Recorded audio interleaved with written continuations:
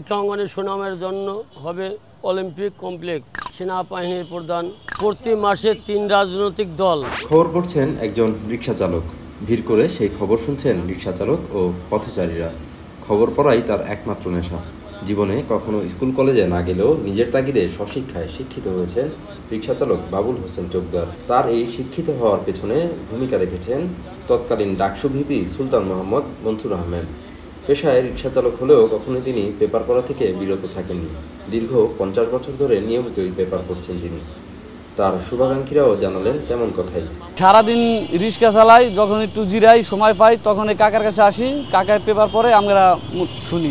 রিক্সা চালাই যখন একটু জিরানোর সময় তখন এখানে বসি আসি, তখন একটু পেপার পরে তখন আর কি শুনি, দেশের খবর টবর আর কি শুনি এই আর কি। পেপার পড়ে ভাত না একদিন না খাইলে তার পেপার পড়া ঠিকই আছে, ডেইলি পেপার পড়ে। আমি ছোটোবেলার থেকে পেপার পড়ি, আমার বয়স যখন 7-8 তখন থেকে আমি পেপার পড়ি। পেপার পড়ি প্রেমিক অনেকেই পাওয়া যায়। রিক্সা চালকদের ভিতরেও দেখা যাইতেছে প্রায় 20-50 জন এই পেপার পড়ার জন্য শোনে। পেপার সবাই কিনতে পারে, অথচ কিনলে পড়তে পারে না। মানব সভ্যতার ইতিহাসে যুগে যুগে খবর জানার আগ্রহ ছিল মানুষের। সেই থেকে এই পর্যন্ত খবর জানতে ও জানাতে নানান পন্থা খুঁজেছে মানুষ। বাবুলের ঘরে টেলিভিশন থাকলেও তিনি খবর পড়তেই বেশি স্বাচ্ছন্দ্য বোধ করেন। আবির শিকদার, সদ্য সংবাদ। জানা যায় একই মামলায় ডিবি প্রধান হারুন আর রশিদ